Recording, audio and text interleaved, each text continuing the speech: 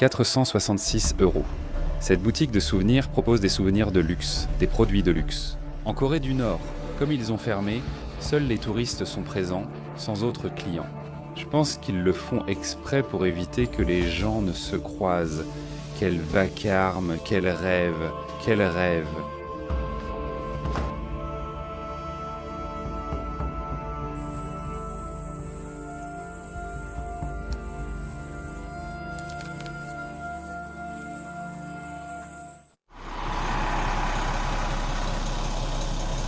Nouveau jour, nouvelle excursion, cette fois-ci vers le nord-ouest.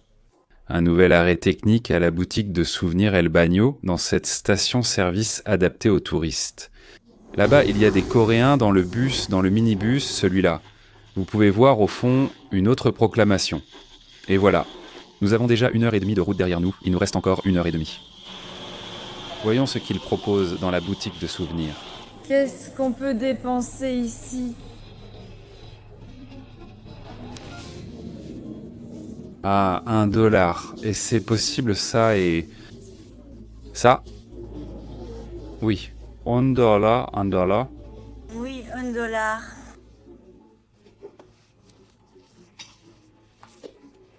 Vous avez des fruits, des poires, des pommes, des mandarines, du raisin, aussi du café glacé, quelques sodas, beaucoup d'alcool dans cette petite boutique et plein de produits banchanong coréens aussi, emballés sous vide. Je ne sais pas si c'est pour la bière ou autre, des pâtes de poulet, des lanières de poulet, de calamars, de poissons, des chocolats, même des jeux de cartes, même si ce sont des chinoises et aussi des cigarettes. Je ne sais pas, il y a un peu de tout, y compris plein de bonbons. C'est vrai que la plupart des choses sont chinoises. Autant les boissons que vous pouvez voir ici, des imitations de Red Bull, Coca-Cola et autres, que les snacks aussi.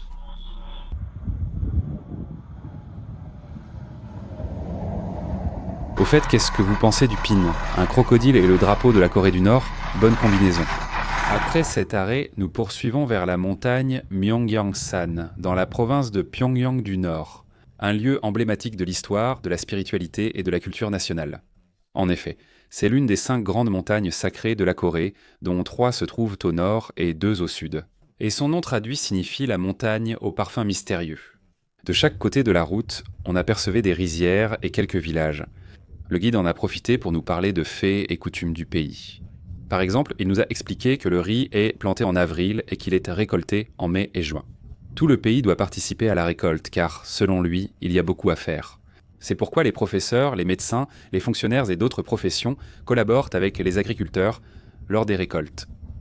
Les sanctions et restrictions économiques compliquent de l'accès à de nouvelles machines agricoles, comme les moissonneuses et tracteurs.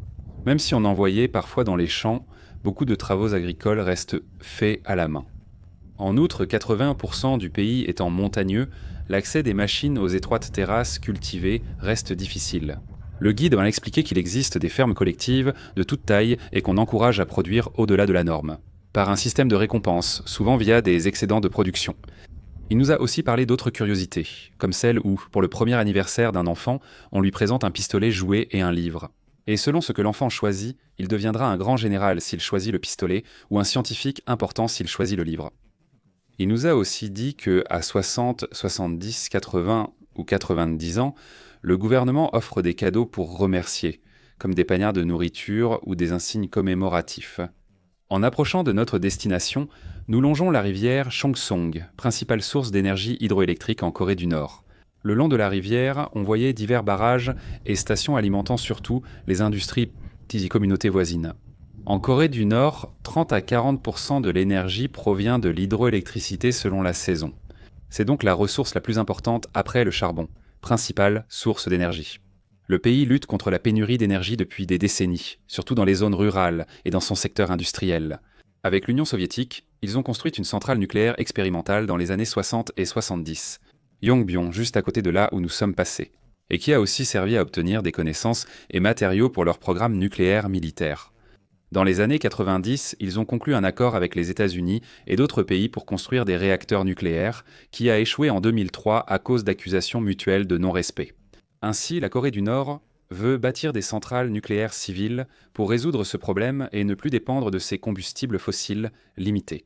La combinaison des sanctions, de la méfiance internationale, du manque d'infrastructures et de la priorité donnée au développement des armes nucléaires a rendu difficile la réalisation de cet objectif. Avant d'atteindre notre premier arrêt aujourd'hui, l'exposition internationale de l'amitié. Nous sommes passés devant l'un des hôtels les plus luxueux de Corée du Nord, que nous visiterions plus tard. Selon le guide, ici séjournent quelques jours les enfants russes venus en colonie de vacances. Initiative relancée après la récente réouverture des frontières du pays. Nous sommes arrivés au musée de l'amitié des peuples, mais il est interdit de filmer à l'intérieur, seulement dehors. Et on nous a dit d'apporter un sweatshirt parce qu'à l'intérieur il fait 18 degrés. Je vous raconterai ensuite ce que je découvre.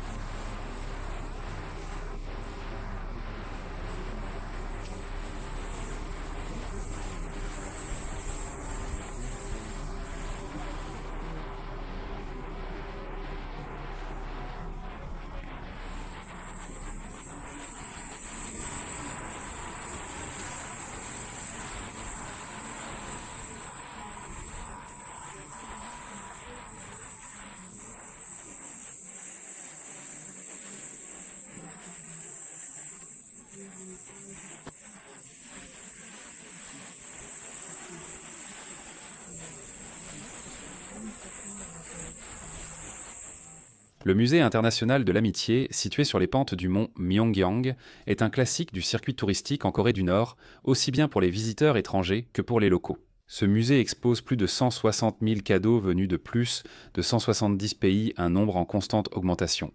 Et il est composé de deux grands bâtiments dédiés à Kim Jong-il et Kim Il-sung, que nous nous apprêtions à visiter. Filmer à l'intérieur est strictement interdit, et les images que vous allez voir proviennent soit d'Internet, soit de la vidéo que l'agence nous a faite. À notre arrivée, 2 pogardes armés surveillaient dans l'entrée. 4 femmes de l'armée populaire de Corée ont récupéré nos manteaux, téléphones et appareils photo, puis nous ont fait passer un détecteur de métaux. Ils prenaient vraiment très au sérieux la sécurité de l'endroit et veillaient à ce que personne ne prenne de photos ou de vidéos. Seuls les murs étaient en jade et marbre multicolore. Et à l'entrée, on voyait d'énormes colonnes d'environ 10 mètres avec de hauts plafonds et un gigantesque lustre rempli de ce qui semblait être des diamants. Tout de suite, on remarquait que l'endroit cherchait à impressionner le visiteur avec un luxe que nous n'avions pas encore vu ailleurs dans le pays. Après le contrôle, on nous a conduits dans la première salle, avec un comptoir d'environ 6 mètres sur 3, avec la carte du monde et le nombre de cadeaux que la collection abrite en temps réel. Sur la carte, seuls les pays ayant offert un cadeau à la Corée du Nord étaient illuminés. Le musée sert à promouvoir auprès des habitants l'influence et le respect international envers la direction de la République populaire démocratique de Corée. Dans cette première salle, on pouvait également admirer des cadeaux du monde entier, avec l'étiquette du pays et du donateur.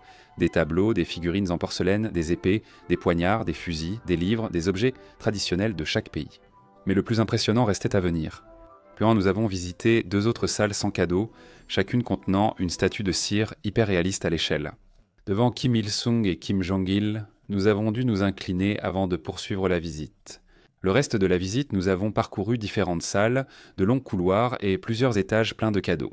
Notamment une grande maquette dorée de temple offerte par la Chine. Ou 2 luxueux wagons de train blindés offerts par Staline et Mao Zedong, mais aussi des voitures présidentielles blindées offertes par Staline et d'autres dirigeants soviétiques. Un impressionnant avion privé, l'Ilyushin 14 était conservé dans un hangar sous l'un des sous-sols de ce bâtiment colossal.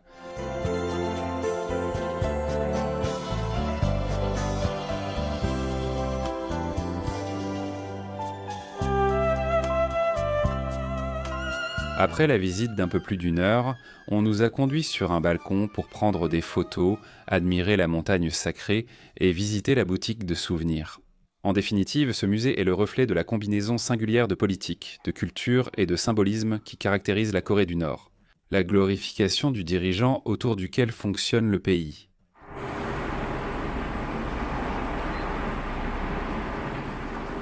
Nous sommes venus manger à l'hôtel où nous sommes passés. Avant le musée, j'ai jeté un coup d'œil au hall, spectaculaire avec plein d'oiseaux, de grues et de cerfs et aussi des fleurs.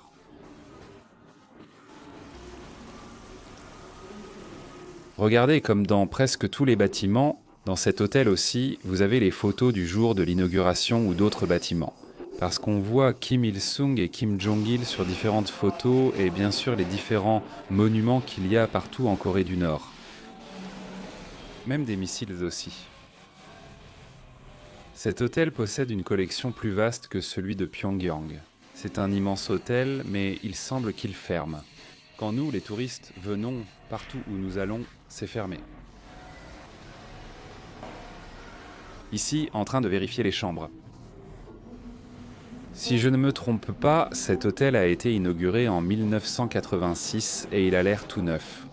Je vous dis, on dirait qu'ils l'ont fermé. Il n'y avait que des touristes, aucun autre client dans les restaurants ou hôtels. Je crois qu'ils font ça pour éviter que les gens se croisent. Je ne sais pas non plus combien de personnes, combien de clients viennent ici chaque année. La salle de bain aussi. Très bien décorée. Le restaurant, par exemple, est prévu pour 100 ou 200 personnes, une grande salle de banquet. L'hôtel Gyeongsang est vu par de nombreuses agences de voyage comme l'un des 3 hôtels les plus luxueux de Corée du Nord, souvent classé 6 étoiles. Cette mention sans classification internationale sert à signaler l'un des meilleurs hôtels du pays. À son niveau, on trouve des hôtels comme la luxueuse station de ski Masikryong, inauguré en 2014 l'hôtel Koryo ou l'hôtel Janggakdo de Pyongyang, où nous séjournions. Je vous montrerai les installations plus tard dans la vidéo. Le Gyeongsang propose piscine, 2 spas, salle de billard, salle de sport, chambres spacieuses, salon-restaurant, cours de tennis, salon de beauté, casino, salle de conférence, bars et karaoké. Construit en 1986 dans un style économique, il a été rénové en 2010 pour devenir un établissement de luxe. Le luxe dépend souvent du contexte socio-économique d'un pays et de sa population. La Corée du Nord ne fait pas exception. Pour les citoyens nord-coréens ordinaires, des établissements comme l'hôtel Gyeongsang sont rarement accessibles, car ils sont destinés au tourisme étranger et à l'élite nord-coréenne. En fait, ils sont utilisés comme une vitrine pour montrer aux visiteurs et au monde entier la modernité et le progrès dont le pays est capable. Comme nous l'avons vu dans la vidéo précédente, la mobilité entre les régions est contrôlée, c'est pourquoi le tourisme local est également réglementé. Il diffère du tourisme traditionnel auquel nous sommes habitués. Les Nord-Coréens peuvent visiter des lieux historiques, monuments et sites idéologiques tels que musées, statues de dirigeants et lieux de l'histoire révolutionnaire. Les écoles, comités locaux, l'association du tourisme de Corée ou des organisations de masse peuvent organiser les voyages, comme la Ligue de la jeunesse patriotique socialiste, ex-Ligue de la jeunesse socialiste, Kim Il-sung.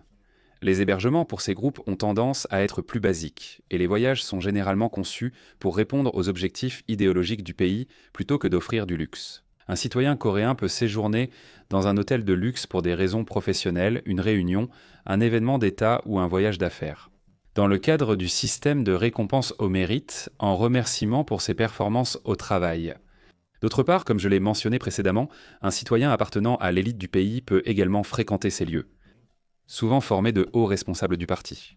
Des hauts gradés, hommes d'affaires, artistes et scientifiques renommés, ainsi que leurs familles. En Corée du Nord, la disparité salariale est déréglementée selon le système économique et social. On adhère à des idées de sacrifice ou d'austérité et on privilégie le bien commun de la société avant l'intérêt individuel. Certains secteurs de la population peuvent accéder à certains biens et services auxquels le citoyen ordinaire pourrait rarement accéder. Après avoir dîné dans le salon-restaurant avec soupe, salade, poisson, viande et la bière locale habituelle. Il était temps de partir pour notre prochaine étape, le temple bouddhiste de Poyon. Avant de monter dans le bus, je suis passé par la boutique de souvenirs et j'y ai trouvé quelque chose qui m'a vraiment étonné.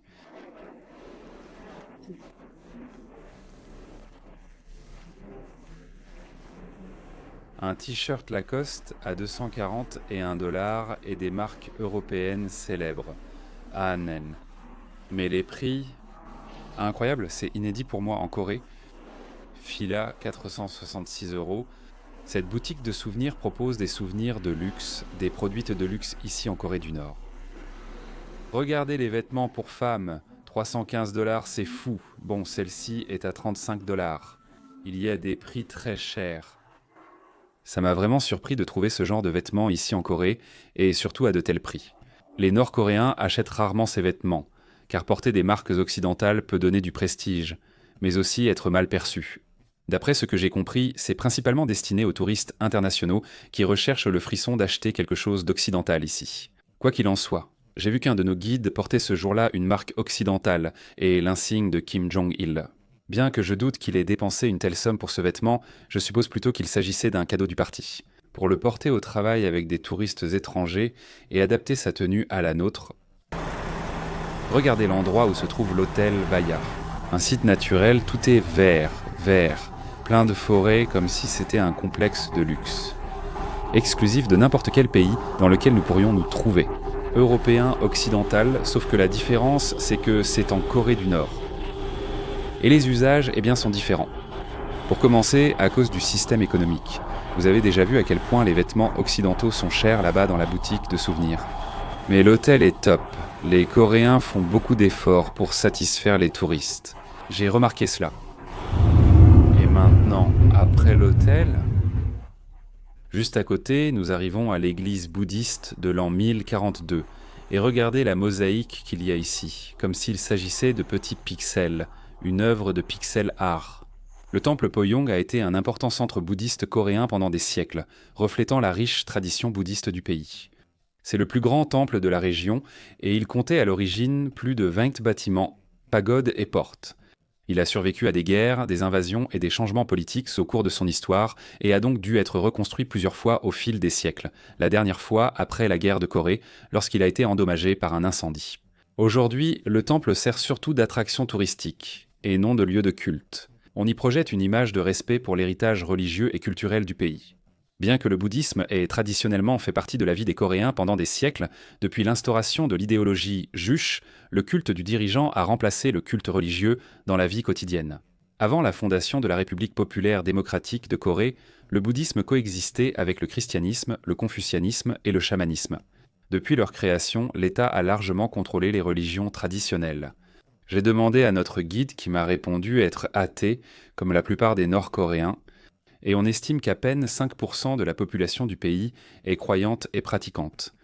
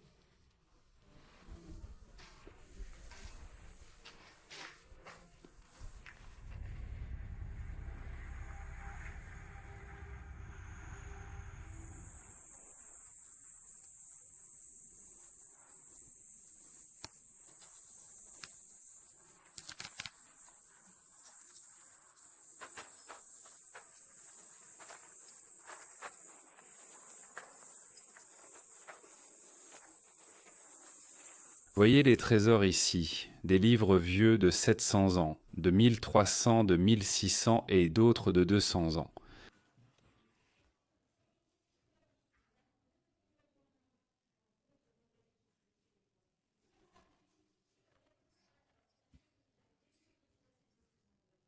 On considère que la première imprimerie était coréenne. Ici, dans cette bibliothèque, enfin une sorte de bibliothèque où sont conservées ces écritures, la guide nous a dit que les Coréens ont une longue tradition d'imprimerie. D'abord, on utilisait des moules ou plaques en bois. Puis, avec Gutenberg en Europe, on c'était l'imprimerie en métal. Elle nous a dit que cela faisait déjà quelques années ici. Il y a plus de 14 000 exemplaires là-dedans, de la pure histoire coréenne. Dans tous ces endroits, aussi bien dans les restaurants que dans les hôtels, peu importe où, on t'accueille toujours, avec des mots en russe. Un guide principal et des assistants dans chaque bâtiment connaissent tous quelques mots de russe. Après la visite du temple, nous sommes remontés dans le bus pour finir la journée par une promenade dans la vallée. Mampok, appelé les 10 000 cascades sur la montagne sacrée. Myeongyang. Tous ces lieux que nous avons visités sont à seulement 2 ou 3 kilomètres les uns des autres. Idem pour les cascades et sentiers de randonnée à explorer. La montagne a été un centre de pèlerinage et de contemplation pendant des siècles. Autrefois, les moines bouddhistes le jugeaient idéal pour méditer.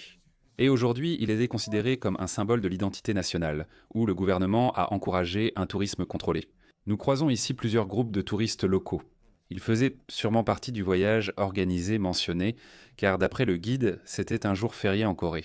C'est le moment où l'on en profite pour organiser ce type d'excursion avec les étudiants et les familles.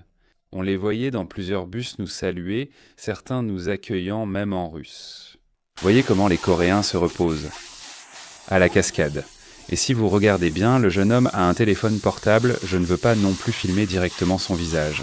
Même sans beaucoup utiliser de téléphone portable, j'ai rarement vu des gens en avoir. C'est notable.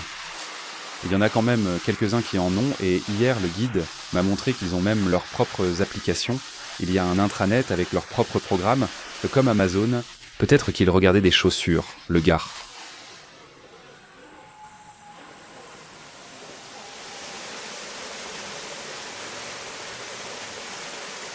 C'est plein de Coréens, cette cascade. Ils viennent aussi ici et nous ont réunis avec eux. D'habitude, ils nous séparent, mais maintenant, nous sommes tous mélangés. Par ici, regardez, il y a des lettres géantes en haut de la montagne. Quel bazar!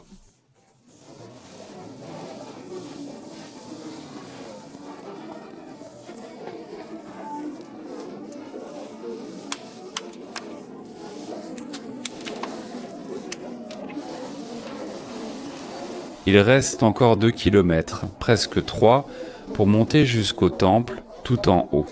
Vous pouvez imaginer qu'il y a aussi du tourisme ici. Après avoir vu les hôtels, après avoir vu les campings et maintenant ces espaces naturels avec la montagne, les temples. Ici, vous l'avez en direct et en temps réel.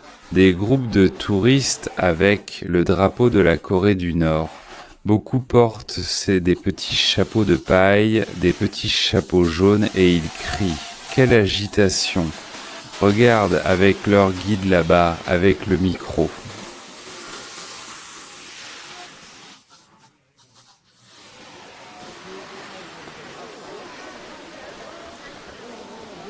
Je m'imaginais qu'il n'y aurait que les touristes de notre groupe, mais non, il y en a beaucoup plus. C'est la première fois qu'on se mélange autant. On a aussi l'impression que, du côté des autorités nord-coréennes, ils font des efforts pour montrer aussi ce visage-là. Du quotidien de la vie coréenne du pays. Et c'est peut-être pour cela que nous sommes ici ensemble en ce moment, en train de faire la même chose qu'eux. C'est vrai qu'ils mangent ailleurs, font des pique-niques, ne vont pas dans les hôtels de luxe comme nous, mais visitent au moins les mêmes endroits.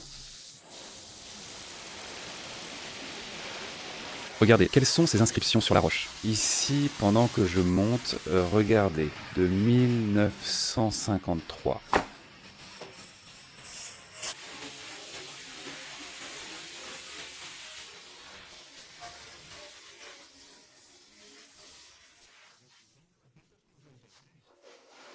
Quelle folie, juste après la guerre de Corée.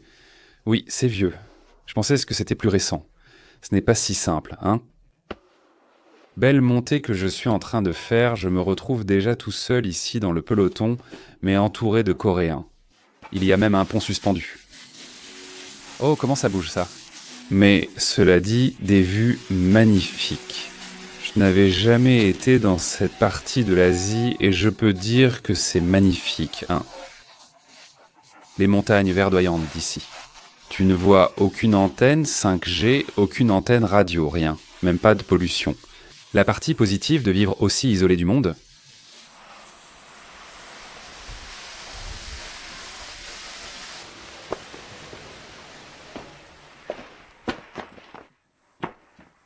là c'est vrai que je me retrouve vraiment seul.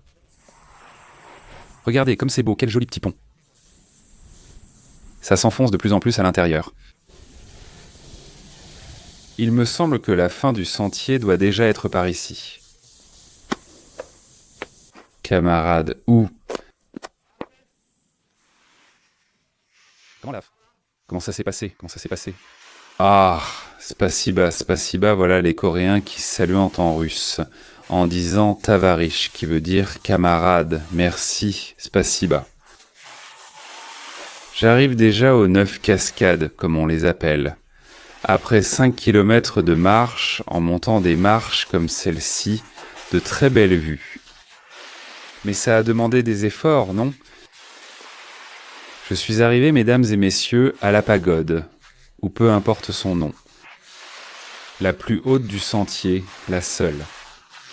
Il n'y a personne, il a dû venir ici. Victor est venu conquérir la montagne de Corée. Je vois, les Coréens me saluent d'en bas. Regardez comme c'est magnifique.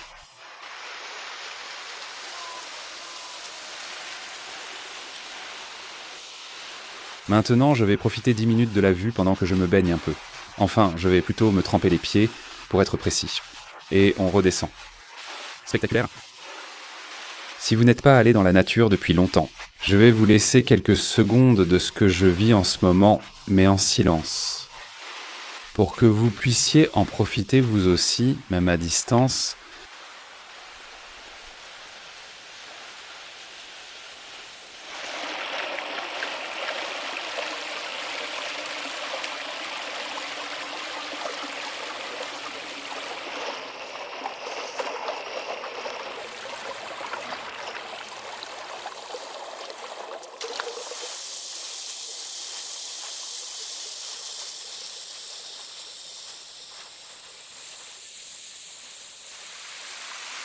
Ça fait vraiment du bien. Un peu de solitude après toutes ces heures, tout ce temps passé en groupe, comme toujours. Enfin, un peu de liberté, seul. Une fois la randonnée terminée, nous sommes retournés dans la capitale, Pyongyang, la nuit tombée, prêts à dîner à l'hôtel. Des bâtiments éclairés et des affiches de propagande nous accueillaient encore à l'entrée de la ville. Ce soir, pour les touristes qui le souhaitaient, il y avait au menu un plat traditionnel coréen pour 20 $ de plus. Et si tu as l'estomac fragile, je te conseille de passer cette partie, car elle pourrait te déplaire. Il s'agit, ni plus ni moins, de la soupe de chien, connue en Corée sous le nom de soupe sucrée, selon ce que nous a raconté le guide. Elle s'appelle ainsi pour que cela ne sonne pas mal, car dans tous les mots grossiers en coréen, on inclut le mot chien. La soupe de chien, consommée lors d'occasions spéciales ou en été, est une tradition séculaire. Avant que la chaleur ne commence, pendant les semaines les plus chaudes et à leur terme. On pense que cela aide le corps à mieux supporter l'été. On en donne aussi aux enfants malades ou atteints de tuberculose, car on pense que cela aide à guérir. Il est aussi conseillé aux personnes ayant peu d'énergie ou de force. On nous a dit que cette tradition s'est perdue ces dernières années, bien qu'il reste des élevages de chiens. Dans l'avion à l'aller, nous avons vu comment ils transportaient 2 ou 3 cages de chiens en soute. Nous l'avons commandé pour goûter, et ce n'était pas mauvais, mais l'envie m'est vite passée en la mangeant.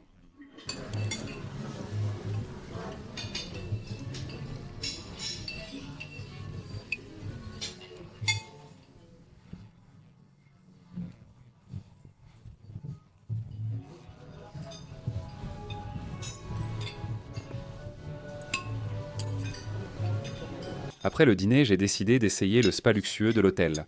Je l'avais bien mérité après la randonnée que je venais de faire en montagne. Avant cela, je suis passé par la boutique de souvenirs du hall pour jeter un coup d'œil. Et contrairement à celles que nous avions pu voir ailleurs, elles étaient surtout remplies de littérature et d'œuvres des dirigeants. Ce qui m'a surtout attiré, ce sont les jouets Lego coréens, majoritairement sur le thème de la guerre. Je ne vous avais pas encore montré la partie des services récréatifs de l'hôtel. Eh bien, c'est la traduction littérale de l'anglais, au cas où vous ne sauriez pas de quoi il s'agit. C'est une piscine, un sauna, des massages, aussi un salon de beauté, des massages du visage, un barbier, du karaoké, du ping-pong, du bowling, des billards et la réparation de chaussures. Tout ça au même endroit. C'est à côté de la réception. C'est sur la gauche, donc il faut descendre au sous-sol ou au rez-de-chaussée. Alors allons voir ce qu'il y a. Voyons voir, il y a...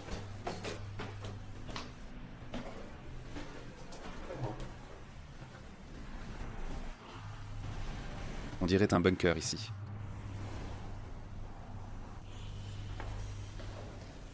Je pense que c'est la salle, le bar, mais c'est fermé par la table de ping-pong. Donc ce n'est pas ici. Là-bas, il y avait un comptoir de bar. Idem pour les 37 degrés à cause du Covid. Ici, on prend ta température à l'entrée et à la sortie chaque jour, même pour les touristes. J'ai l'impression que je me trompe. Voyons, où est-ce la piscine? Peut-être par ici? Non, non, swimming, voyons. Ça me donne, voyons.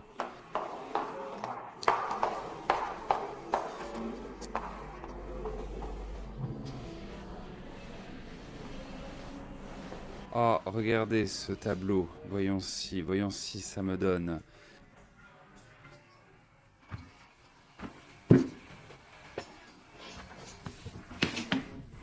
J'ai jeté un coup d'œil rapide. Voilà à quoi ressemble la salle de bain, avec des espaces individuels pour se laver, une piscine d'eau chaude et une autre d'eau froide, que je vais maintenant essayer.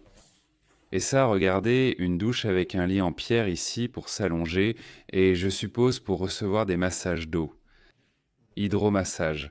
Ici, il me semble que c'est un sauna, mais plus doux que celui d'ici.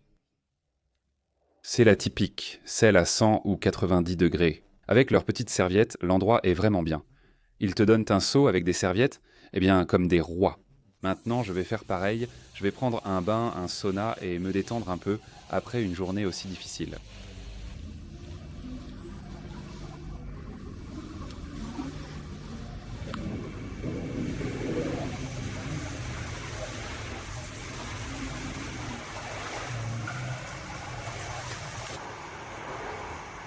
Les vestiaires sont pas mal du tout.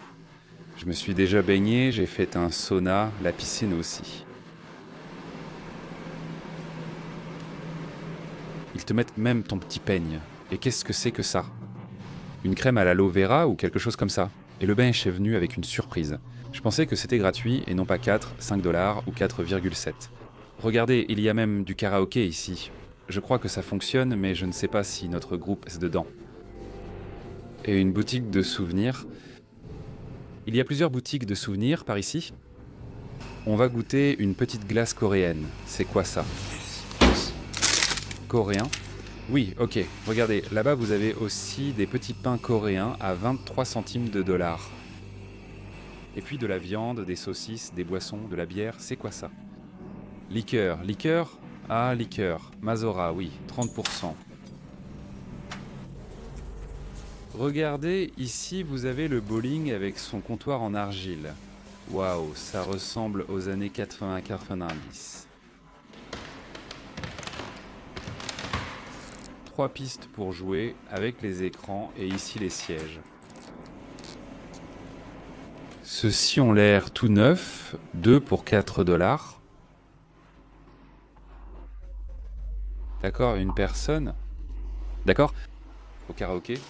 Je ne sais pas s'il y a des gens de notre groupe, comme je le disais, mais ce dont je suis sûr, c'est qu'il y a des Coréens qui restent aussi coréens dans cet hôtel. Je ne sais pas pourquoi, mais il y en a, donc ce n'est pas que pour les touristes. Ce qui se passe, c'était qu'il y a certains étages qui sont vides, on le voit quand l'ascenseur s'arrête, ils n'ont même pas de lumière. Ah, ici ils l'ont déjà fermé. Je ne sais pas si je l'ai déjà montré, sinon je vous le montre maintenant. Il y a les billards. Je suppose aussi qu'en payant, ce sont ceux-là.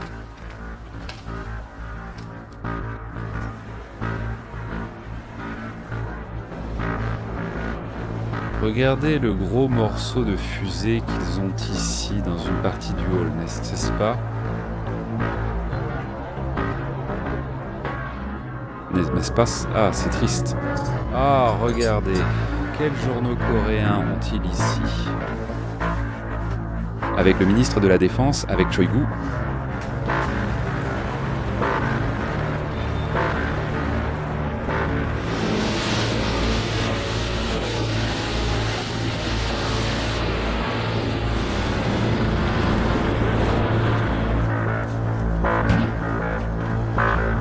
Et ici, vous avez toutes les bombes et les projectiles qui étaient lancés depuis ces avions.